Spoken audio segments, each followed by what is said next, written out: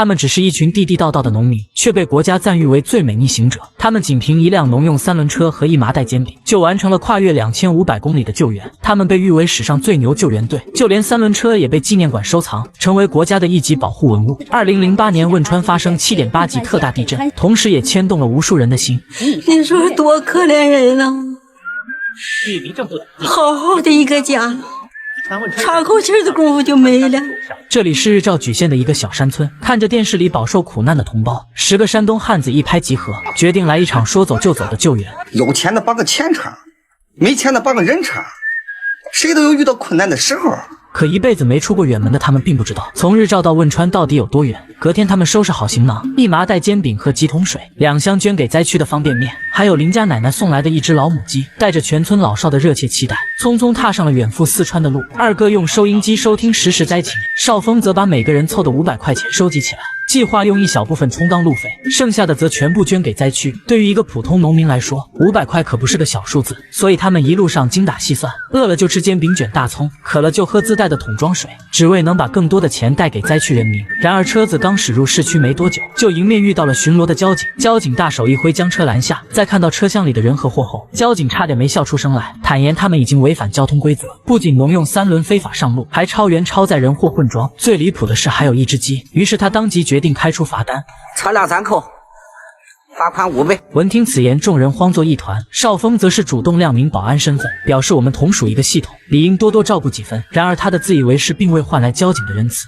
郑涛见状连忙站出来求情，钱俺们认罚，这车能不能别扣啊？情急之下，他只好如实相告，坦言他们是去汶川抗震救灾。起初交警还有些半信半疑，直到看到车里的铁锹和煎饼，才终于相信了他们的话。他坦言四川距此足有几千里之遥，这辆农用3轮恐怕无法抵达，再远也得去啊，那里人需要帮忙啊。交警闻言也不再劝阻，连忙从口袋掏出仅有的100元大钞，作为对灾区人民的一份心意。可罚款该交还得交，这款不罚不行啊，我都写好了，我自己处理吧。交警的礼遇让众人成就感十足，同时也坚定了脚下的路。10人一车穿过熙攘的街道，如同一道独特的蓝色风景线。当再次路遇交警时，众人会提前下车，等顺利通过后再迅速跟上去。摆渡过河时，他们与工作人员讨价还价，最终以10人不下车不占作为条件，强行节省了10元的过河费。广播里正在播放灾区新闻，所有人都听得十分揪心，可一个小伙子却不合时宜地唱起了歌。少峰实在听不下去，便出言劝阻：这什么时候你在这唱歌？水长在我身上，我爱怎么唱怎么唱。岂料小伙子油盐不进，还直接一拳打了过来。傍晚时分，一行人再次出发，可在途经收费站时，其他的救援车辆都免费放行，可他们却被无情拦下。你好，请交费10元。众人连忙解释他们也是去四川救灾的，可工作人员根本就不信。开玩笑，你们为省几块钱，什么话都敢说。无奈之下，几人只好乖乖交钱。为了节省过路费，小文用毛笔写了一条横幅。有了身份后，底气也足了几分。倒不是他们虚荣，而是想着尽可能的节省开支，为灾区多带点钱过去。一天时间很快过去，当黑夜再次笼罩大地，一行人也早已疲乏不堪。可明明已经走了一整天，地图上却始终不见挪地方。为了尽快抵达目的地，几人决定轮番休息，这可把司机德山给累坏了。因为一行10人只有他会开车，车子从晚上一路开到清晨，直到燃油耗尽后才罢工不干。车上的9人摇身一变成了苦力，边推车边寻找加油站的身影，可车子却越跑越歪。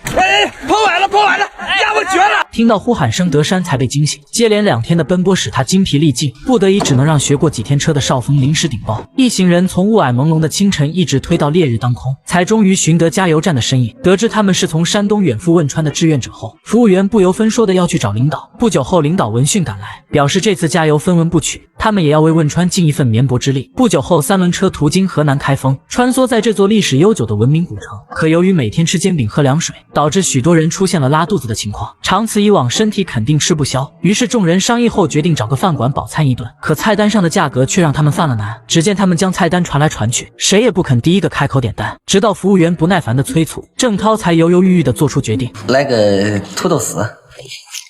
还有啥？要不来个西红柿炒鸡蛋？10个大男人只点了2个菜，这让一旁的服务员心生不悦，于是便跑去找老板娘告状。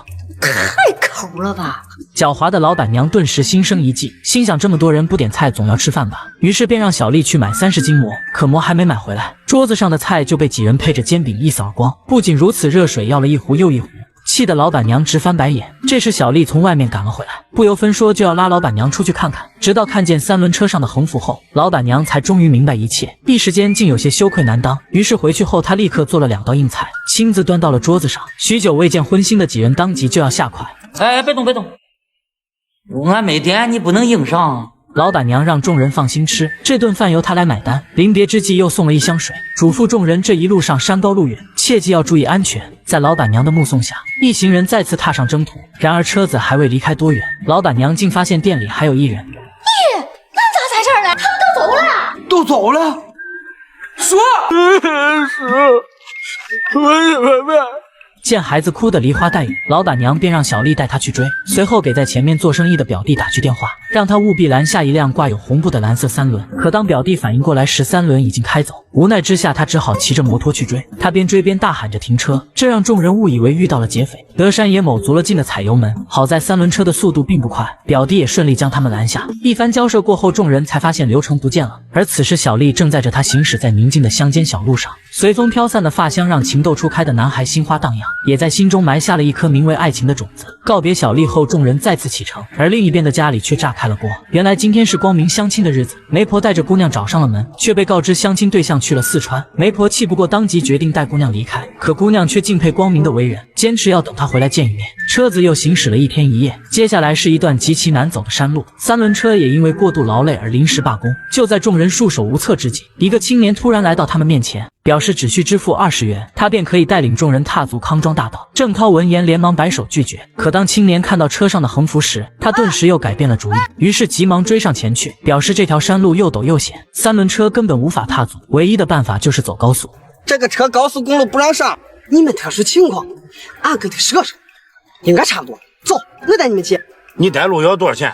不要钱，不要钱，你们是去救灾的，我咋能挣你的钱？在热心青年的带领下，一行人来到高速路口，可尽管他们好话说尽，工作人员却还是不肯放行。眼看离灾区越来越近，他们却无奈被挡在了中途。而家中的奶奶也似有所感，记挂着孩子们的路途是否顺利。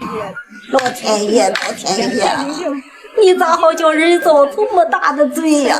一行人像泄了气的皮球。德山提议把钱和物资捐给当地的红十字会，他们则按原路返回，但郑涛却让大家不要放弃，否则将无颜面对家乡的父老。经过一番商议后，众人一致决定留下来。然而这时郑涛却突然接到家乡的来电，一则消息让他脸上的笑意戛然而止，原来是顺子的爷爷去世了。顺子自小与爷爷相依为命，如果不能赶回去送爷爷最后一程，或将成为一辈子的遗憾。趁顺子在车厢里睡觉，众人决定编造一个善意的谎言，哄骗顺子独自返回家乡。可就在几人不知该如何开口时，顺子却突然坐了起来。原来他并没有睡着，也早已将几人的谈话尽收耳底。